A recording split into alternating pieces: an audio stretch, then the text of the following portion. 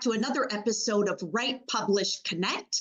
My name is Alexa Nazzaro, the founder of the Aaxel Author Group. And today I have with me another Aaxel author, Adele Royce, the author of the recently released Summer's Blood, as well as some other books in a very different series. Welcome, Adele.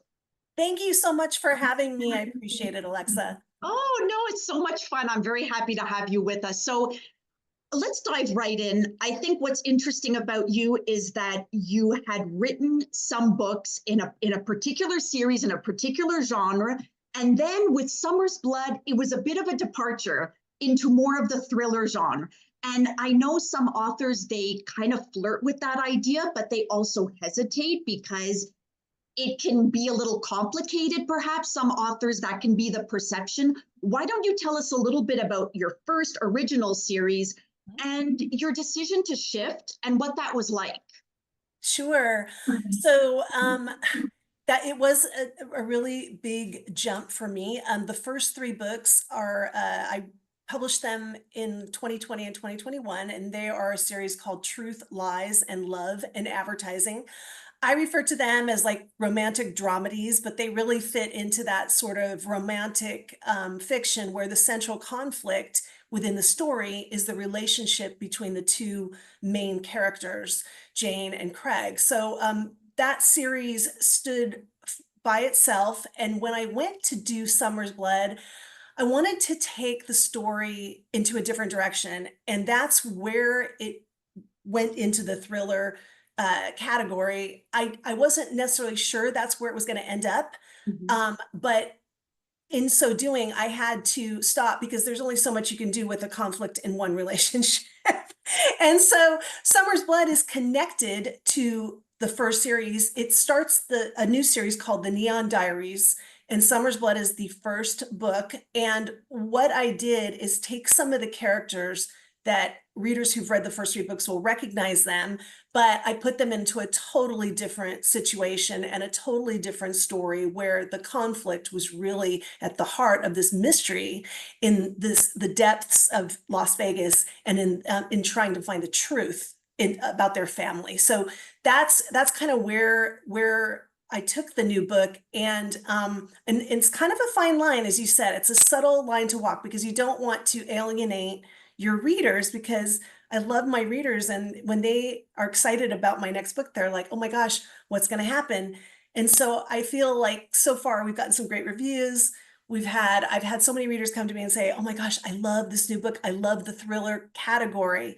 But yes, it was out of my comfort zone. I absolutely out of my comfort zone. So was there, you said you didn't necessarily know that you were heading towards the thriller genre. When that kind of started, when that realization hit, what was your biggest, I don't know, hesitation or doubt? Were you comfortable? Did you say, you know what, it looks like the story wants to head in this direction and I'm good? Or were you resistant to that at first? What was your biggest concern, I guess?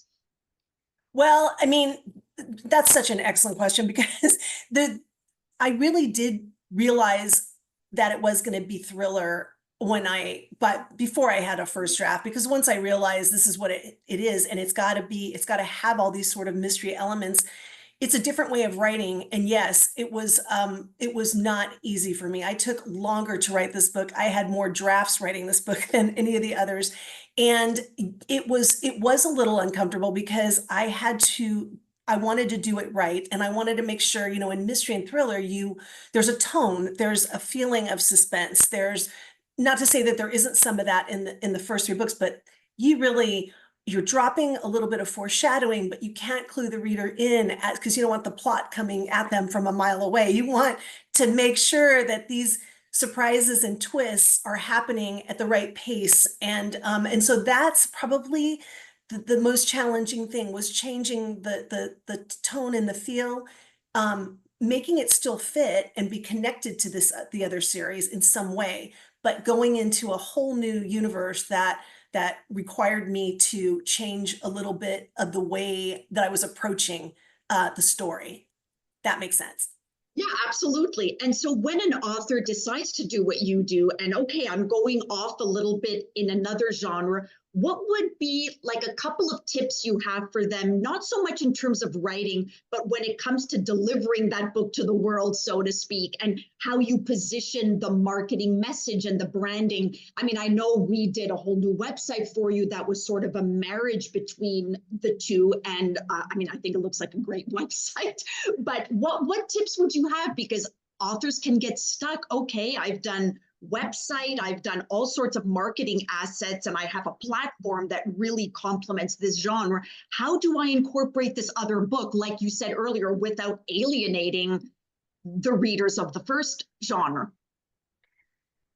So very, very important thing was the rebrand that you and your team so artfully did with me, and doing a really, I'd say the tips were doing a deep dive into who your audience is, who they already are, and how can you incorporate all of the books into the brand and make it make sense. You know, I had a brand that was extremely it was a really very targeted look and feel. It was very feminine. It was very different from what we have now. But I feel as though the brand of the website and the colors and the look and feel and the tone of it was really, really well done in saying, okay, this isn't just a romantic dramedy series. This is a thriller series too.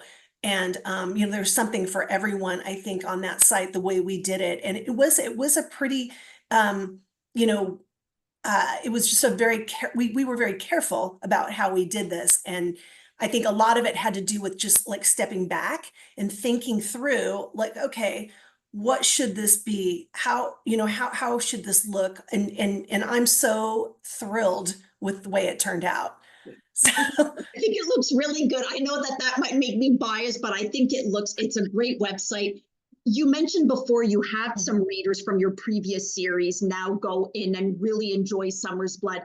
Have you had any indication that Summer's Blood has attracted new readers, and perhaps in a demographic that would not have been into the first three books? definitely. So the first thing that surprised me was that I was attracting men equally as many men as I was attracting women to this book. And then men, you know, either people who were not my readers before, who sent me an email or a note or said, hey, I just really love this book. I want to read the next one. And then you're kind of like thinking, oh my gosh, I have opened up this world appeals to a lot of different people, and people who love this type of genre, who love thriller, who read mysteries. And I think yes, it has opened up to me to a different demographic than I had before. Nice. Along the same lines with the theme of feedback, I know that your book has received some really great reviews. Where do you stand on the whole usefulness or importance of book reviews as part of an overall book marketing strategy?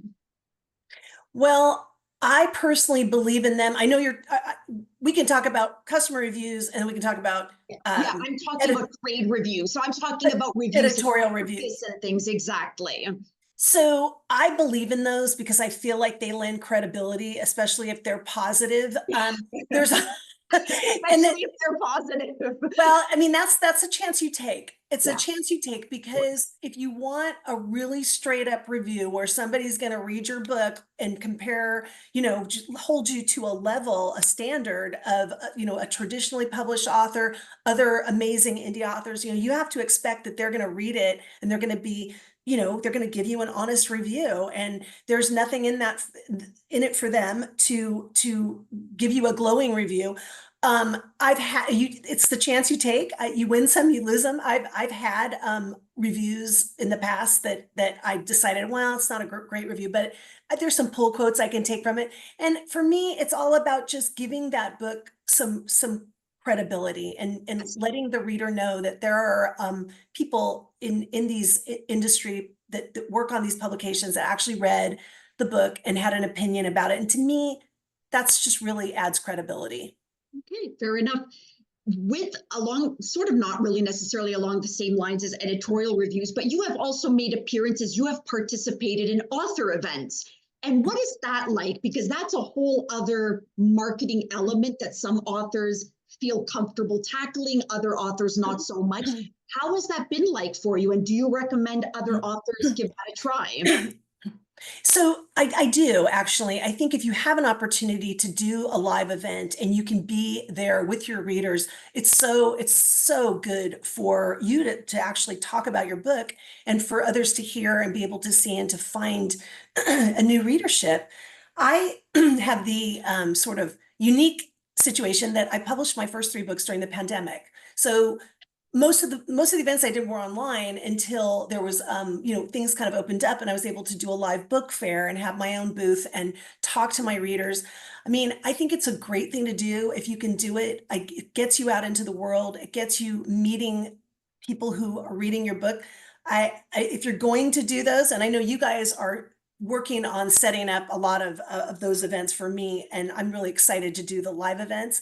And I have your checklist because there's an extensive checklist of things like just having your books and having, all of the things in place and being ready to really to have like a little performance, so to speak. And but the one thing I would say is always be prepared to talk about your book. So if somebody's looking at it, like have your log line ready, have your elevator pitch where you just tell them in a quickly what it's about and let them ask you questions. Be prepared to talk about your book excitedly. Be excited about your book. It's your work. Yes. What about, let's go back to the whole, you said that Summer's Blood went through several drafts, perhaps more drafts than your first three books, probably at least somewhat caused by this shift in genre. What would say in terms of the publication of this book, what was the step that you felt was the most important or the most, or even the one that you enjoyed the most, but probably the most important, because I like writers to take away something concrete. So just in terms of your general experience, what would you say, how would you answer that question? Well, this book required many, many drafts, more drafts than any of my other books, because I wanted to make sure that I wanted to make sure it was great. I wanted there not to be anything that I missed. And really, in writing thriller and mystery, it's a matter of making sure that things tie up. And if I change something towards the ending, like I got to go back and make sure that that things are tied together. So that was quite a bit of a process. One thing I would tell writers, especially if you're writing, well, if you're writing fiction or nonfiction, really, if you can find critique partners, get them, because in the process of writing the book and having people look at your work and they find things that you'll never see. Like somebody will say, oh, well, this scene started with this and then it kind of disappeared. And then I go back and I'm like, oh my gosh, I have to, so to me, it's so important to have other people look at your work, even if it's painful sometimes, and you don't want to hear what they have to say. It's so good because in the end, you've got this incredible book. And that's what I felt, when I finished this book, and I really finished it. I was at the last point where I was the last bit of editing you guys were involved in. I was like, okay, this is it. It truly feels like you're done. Yeah. Like you feel like Confidence. you've eaten a meal and you're full. Somebody said that. But it's like it's over. It's got to go out now. The baby's ready to go and Yes. go into the public. And so you sort of almost took care of my follow-up question, which would have been beta readers. So it sounds like you leveraged beta readers. What was that process like? Did you have three? Did you have five? What care did you take in selecting them? I want to say it was around 8. Yes. And some of them are, my mom, my family, and so those they're always going to say that it's good. So the key is to find people who are readers, people who read in your genre. So a lot of my beta readers, some of them had read the whole series, some of them had read maybe one. And some were just really voracious thriller readers. And so what I look for in beta readers, sometimes they come back with something that maybe like a personal trigger that, like somebody said, one of my characters wasn't a very good parent. And I thought, well, I know about this person who said this, that she's a very good parent. And so to her, that was really important. But what I try to say is, okay, let me get everything together. Let me get all the feedback and then let me find patterns. and there were patterns that everybody said, and I'm like, okay, those are the main changes. I mean, I can go back and make that person a better parent, which I tweak that a little bit, but it's those real big things that they all say the same thing, and then you're like, that is so important. I'm going to change that.